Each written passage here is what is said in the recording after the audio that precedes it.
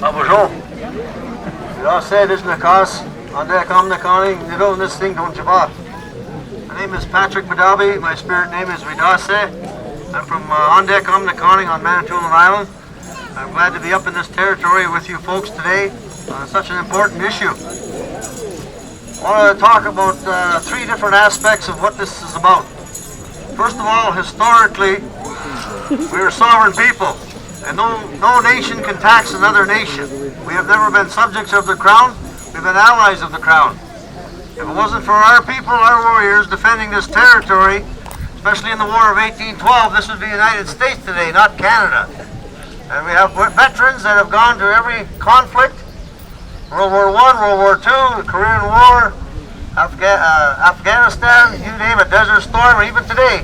Native people are at the battles as allies of the Crown, defending our side of the treaty. But what people have to understand is that we're all treaty people. Even the non-natives are treaty people because they are the ones that have benefited enormously from the treaties that have been signed in this area. These treaties that gave us these rights to tax exemption when sharing these resources. We had an economist named Dr. Fred Lazar do a study, and he only dated it back to 1960 and said if the government had been forthright in giving us our share of what we should have been as a share of the resources, we are presently owed somewhere between $750 billion to $1 trillion. So before they start trying to impose a tax on our people, I think they better pay their bill first.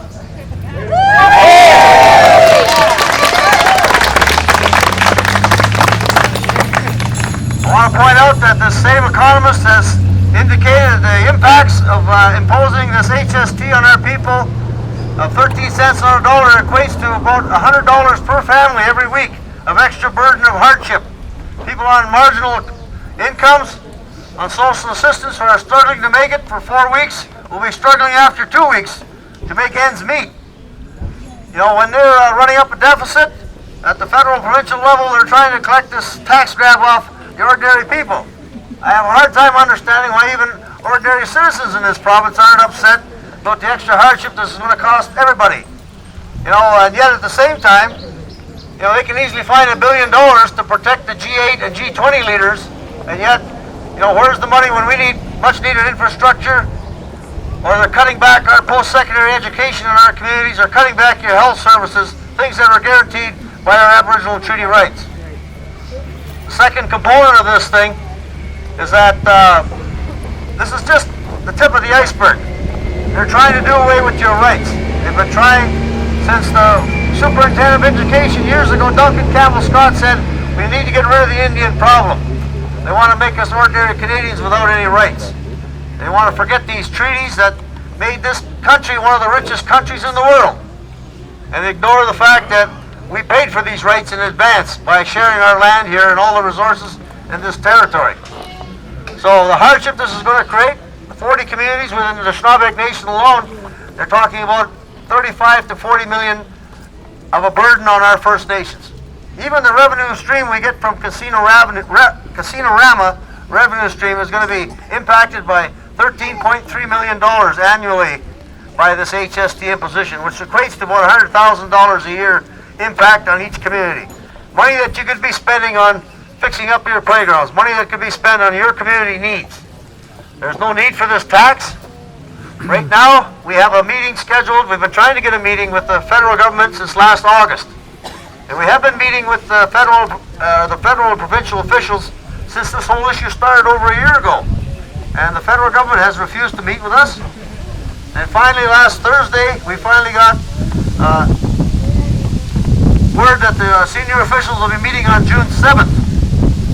All the conditions are there that this thing of allowing the exemption should be made to happen. We have the federal government, the Prime Minister has sent a letter to the Premier acknowledging the Premier has the rights within the agreement to allow for this exemption.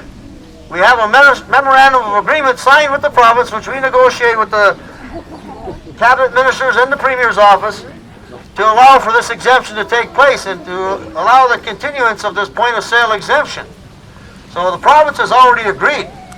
But since the federal government is administering this tax, they have to agree to this, this exemption. We have a letter from the Prime Minister saying it's within the province's authority. We have the provinces saying they're prepared to do it. So we can't understand what the hold-up is. All the concerns about data collection, already when you sign your name and give your status card at the point of sale, their data is collected there. The retailer just have to hand it into the province, and the province then submits that to the federal government. There is no other reason why they need the more information. In addition, there's been a swipe card that is being explored by the Mohawks of H.S.T that has the microchip security feature on it. That they've been working with a company called Siemens. That the Ministry of Revenue, the Ministry of Finance, and the Ministry of Aboriginal Affairs have been meeting with H.S.T on to look at enhanced data collection if it's required. So there are no more reasons, there are no more excuses of why we can't continue to enjoy the rights we have been enjoying as Anishinabek people. So, ladies and gentlemen, I'm saying everywhere we go, we cannot allow this erosion of our rights to continue. We have to draw the line in the sand. What they're trying to do here is eliminate your rights.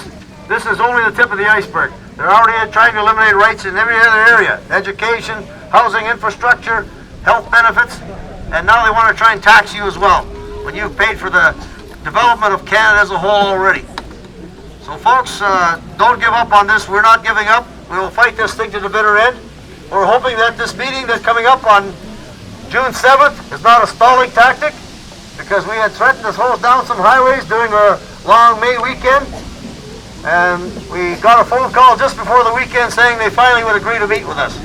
We hope this is not a stalling tactic just before the G8, G20 conferences as well. We will know the outcome on June 7th, and our leaders will be at a meeting at Grand Council in Fort William up on top Mount McKay, and we'll get our answer back probably by the morning of the 8th of where this is going. But we're not prepared to give up on this, ladies and gentlemen, because we cannot afford to give up. Those young kids that are here, that's their legacy, that's their birthright, that's their treaty and aboriginal right. We cannot come back and say to our grandchildren somewhere down the road, we didn't put up a fight on this issue. We cannot lose this fight. We do not intend to lose this fight. We do not intend to stop this fight. So ladies and gentlemen, I urge all of you to keep up supporting your chiefs and councils. They've been working hard on this issue, and I thank them for their direction and leadership, and we will continue to fight this issue to maintain your rights. Be rich.